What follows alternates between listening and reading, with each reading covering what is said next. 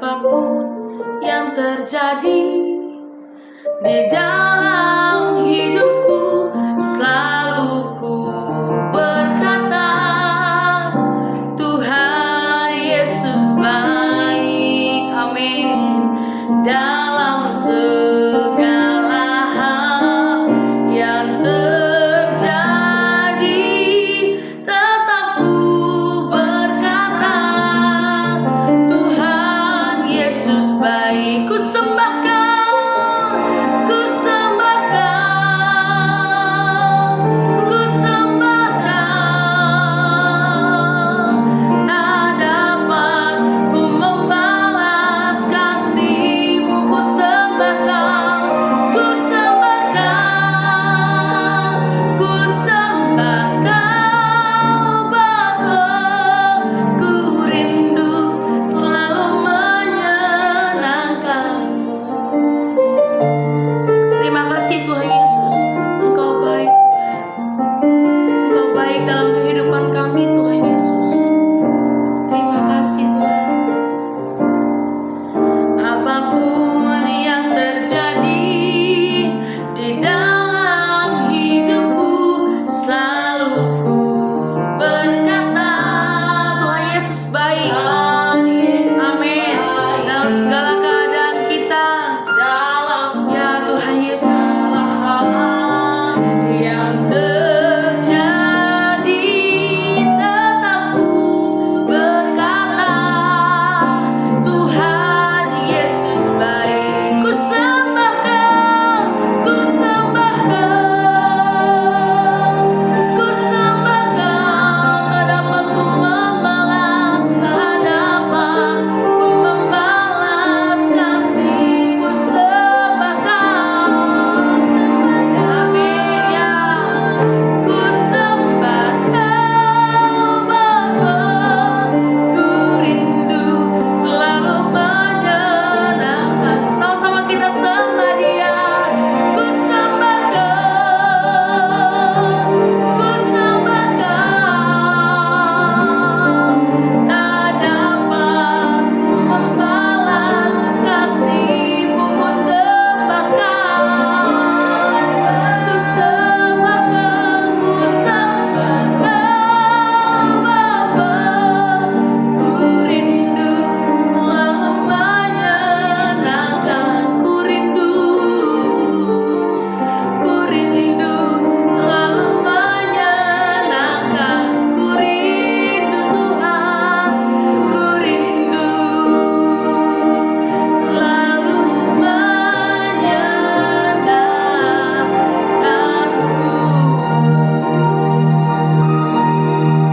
Kami rindu selalu menyenangkan-Mu ya Tuhan. Melalui pujian dan penyembahan kami yang kami naikkan di hadapan-Mu ya Tuhan.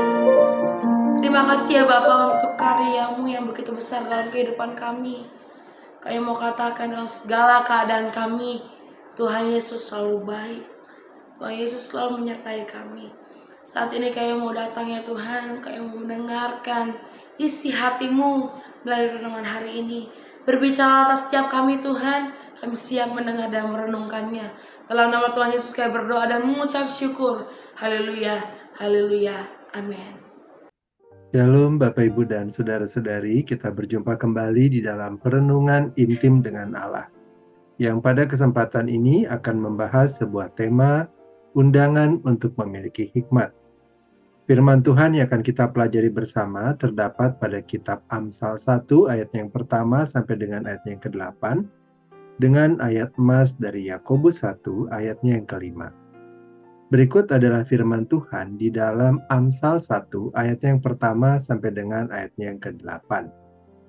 Tujuan Amsal ini. Amsal-amsal Salomo bin Daud Raja Israel. Untuk mengetahui hikmat dan didikan, untuk mengerti kata-kata yang bermakna, untuk menerima didikan yang menjadikan pandai, serta kebenaran, keadilan, dan kejujuran, untuk memberikan kecerdasan kepada orang yang tak berpengalaman, dan pengetahuan serta kebijaksanaan kepada orang muda. Baiklah orang bijak mendengar dan menambah ilmu, Dan baiklah orang yang berpengertian memperoleh bahan pertimbangan untuk mengerti amsal dan ibarat, perkataan dan teka-teki orang bijak. Takut akan Tuhan adalah permulaan pengetahuan, tetapi orang bodoh menghina hikmat dan didikan. Nasihat dan peringatan. Hai anakku, dengarkanlah didikan ayahmu, dan jangan menyia-nyiakan ajaran ibumu. Berikut adalah firman Tuhan di dalam Yakobus 1 ayatnya yang ke-5. Tetapi apabila di antara kamu ada yang kekurangan hikmat, hendaklah ia memintakannya kepada Allah, yang memberikan kepada semua orang dengan murah hati dan dengan tidak membangkit-bangkit. Maka hal itu akan diberikan kepadanya. Demikianlah pembacaan firman Tuhan. Berbahagialah kita yang mendengarnya dan tekun melaksanakannya. Bapak, Ibu, dan saudara-saudari, saat ini kita hidup di dalam sebuah era di mana informasi dan pengetahuan tersedia dengan berlimpah dan tidak pernah berhenti. Kata-kata seperti wawasan, pengetahuan, kecerdasan buatan, semuanya memang penting. Tetapi tidak ada yang dapat disepadankan dengan hikmat. Seseorang bisa saja sangat cerdas, namun tetap keliru dalam mengambil keputusan moral. Seseorang juga bisa saja memiliki informasi yang begitu banyak, tetapi tidak bermakna. Hikmat bukan sekedar terkait dengan intelektual, tetapi juga terkait dengan moral. Hikmat berarti mengetahui bagaimana menjalani hidup menurut jalan yang telah ditentukan oleh Tuhan, dan bertindak dengan benar sesuai dengan pengetahuan tersebut. Di dalam Amsal 1 ayat 7 dituliskan takut akan Tuhan adalah permulaan pengetahuan, tetapi orang bodoh menghina hikmat dan didikan. Hikmat bukan berasal dari kemampuan berpikir saja, melainkan dari relasi yang benar dengan Allah. Kata takut di sini bukanlah suatu ketakutan yang membuat seseorang menjauh, menghindar, melainkan sebuah sikap hormat yang kudus. Sebuah kesadaran akan kemuliaan Allah dan kesediaan untuk tunduk kepadanya. Tanpa hal tersebut, maka semua pengetahuan yang kita miliki tidak akan ada artinya. Mengapa kita perlu memiliki hikmat?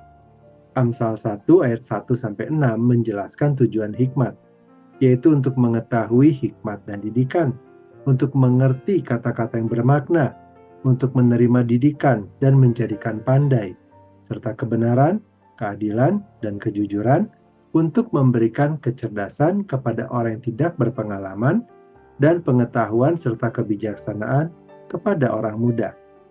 Perhatikan bahwa hikmat selalu berkaitan dengan karakter. Hikmat menyentuh cara kita memperlakukan sesama, cara kita menimbang keputusan, bahkan cara kita dalam menanggapi teguran. Orang yang bijak bukanlah orang yang sudah selesai belajar, melainkan yang tetap mendengar dan menambah ilmu. Sebaliknya orang yang dikatakan bebal bukanlah orang yang kurang cerdas, melainkan orang yang menolak didikan. Bapak, Ibu, dan saudara-saudari, di dalam kehidupan kita sehari-hari, disadari atau tidak, kita sering kekurangan hikmat. Kita tahu apa yang benar, tetapi tidak melakukannya. Kita tahu apa yang seharusnya diprioritaskan, tetapi hati kita condong ke arah lain. Lalu apa yang harus kita lakukan? Firman Tuhan dalam Yakobus 1 ayat 5 memberikan jawabannya. Dituliskan demikian, tetapi apabila di antara kamu ada yang kekurangan hikmat, hendaklah ia memintakannya kepada Allah, yang memberikan kepada semua orang dengan murah hati dan dengan tidak membangkit-bangkit. Maka hal itu akan diberikan kepadanya. Dalam ayat ini, Yakobus tidak sedang berbicara tentang hikmat secara teori saja, melainkan untuk dapat melihat hidup dari perspektif Allah dan bertahan dalam menjalankannya. Mintalah hikmat, maka Allah akan memberinya. Amsal 1 ayat 8 juga menegaskan pentingnya didikan orang tua sebagai bagian dari pembentukan hikmat. Hikmat tumbuh dalam relasi, dalam ketaatan, dan dalam kerendahan hati untuk diajar. Bapak, Ibu, dan saudara-saudari, hidup di dalam hikmat yang benar sebagaimana dinyatakan dalam firman Tuhan berarti hidup dengan kompas yang benar. Dunia mungkin sekali menerima kecerdikan yang menipu, atau keberhasilan seseorang dalam ekonomi dan bisnis walau tidak memiliki integritas. Tetapi firman Tuhan memanggil kita kepada hikmat yang berakar kepada takut akan Tuhan. Hikmat yang menilai segala sesuatu bukan berdasarkan keuntungan sesaat, melainkan berdasarkan kebenaran yang kekal. Mungkin kita berpikir bahwa selama kita cukup pintar, hidup akan baik-baik saja. Tetapi sejarah membuktikan sebaliknya. Banyak keputusan yang merusak diambil bukan karena kurang informasi, tetapi karena tidak memiliki takut akan Tuhan. Hati manusia sangat mudah untuk condong kepada dirinya sendiri. Oleh karena itu kita membutuhkan lebih dari sekedar pendidikan, kepandaian. Kita membutuhkan pembaruan hati. Ketika seseorang percaya kepada Kristus, maka ia bukan hanya memperoleh pengampunan dari Allah, tetapi hidupnya juga diperbaharui. Roh Kudus bekerja membentuk pikiran dan kehendak setiap orang yang percaya kepada Tuhan. Maka kita akan mulai belajar melihat dunia sebagaimana Allah melihatnya. Di dalam kehidupan kita, disitulah hikmat bertumbuh, bukan secara instan, melainkan bertahap dalam arah hidup yang diubahkan menurut kehendak Allah. Dalam dunia yang tersesat ini, firman Tuhan memanggil kita kembali kepada fondasi takut akan Tuhan. Dari situlah hikmat dimulai, dan melalui kehidupan sehari-hari, hikmat dipelihara. Bapak, Ibu, dan saudara-saudari, pertanyaan untuk kita renungkan bersama. Apakah kita memiliki hikmat? Apakah keputusan-keputusan kita mencerminkan hati yang tunduk kepada Allah? Apakah kita hidup menurut pimpinan Tuhan, atau kita hidup menurut kehendak kita sendiri? Mintalah kepada Tuhan untuk menyingkapkan kepada kita, apakah kita kekurangan hikmat? Jika kita kekurangan hikmat, maka mintalah kepada Tuhan, dan Dia akan memberikan. Mari kita berdoa. Bapa yang baik, kami berterima kasih dan bersyukur kepada Tuhan atas firman Tuhan dan perenungan yang telah kami dengar pada hari ini, yang kembali memperingatkan kami bahwa kami tetap membutuhkan hikmat yang berasal daripada-Mu. Mampukanlah kami untuk memiliki takut akan Tuhan sebagai dasar hidup kami, yaitu sikap hormat dan tunduk kepada-Mu, supaya setiap keputusan, perkataan, dan tindakan kami ditimbang menurut kehendak-Mu yang kudus. Kami juga memohonkan hikmat yang membentuk karakter, menumbuhkan kerendahan hati untuk menerima didikan, dan mampukan kami hidup dalam kejujuran, keadilan, serta kasih, sehingga melalui kehidupan sehari-hari kami, nama-Mu dipermuliakan. Terima kasih Bapa, kini kami kembali memohonkan kepada Tuhan. Kiranya Engkau memberkati kami dengan segala kebaikan dari Allah Bapa, cinta kasih dari Tuhan Yesus, serta persekutuan dengan Allah Roh Kudus yang menyertai kami, sampai kedatangan Tuhan yang kedua kali menjemput setiap kami yang percaya. Terima kasih Bapa, di dalam nama Tuhan Yesus kami berdoa. Amin. Demikianlah pembacaan firman Tuhan dan perenungan intim dengan Allah pada kesempatan ini. Sampai bertemu kembali di dalam perenungan intim dengan Allah berikutnya. Tuhan Yesus memberkati.